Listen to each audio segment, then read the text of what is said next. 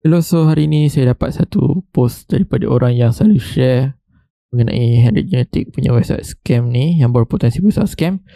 So kat sini ada bagi dua gambar lah, bila orang tanya pasal tak bayar dah, kemudian ada bagi gambar ni lah, ada bagi tahu kapan will process, register members dan sebagainya. Kemudian kita boleh tengok kat sini sistem malfunction dan sebagainya. Macam kita cakap lah sebelum ni, biasanya sistem macam ni bila dia dah nak down, dia akan ada macam-macam alasan. Dia kata tak boleh nak withdraw, kemudian nanti mungkin dia akan tiba-tiba buat promosi untuk withdraw, ataupun dia boleh jual kad untuk withdraw dan sebagainya. Itu memang dah hujung-hujung sangat yang dia nak tutup sangat lah website ni.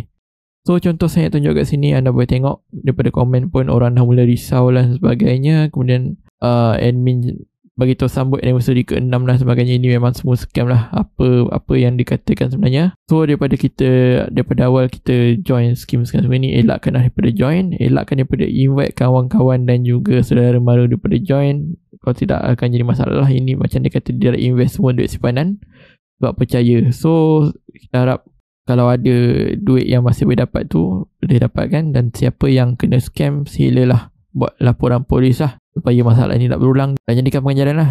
Sebabkan kita pun dah bagi tahu macam mana template website-website yang kita syak sebagai scam dan sebagainya. Dan elakkanlah daripada join sistem scam sebegini pada masa akan datang. Itu saja, harap video bermanfaat. Sekian, terima kasih.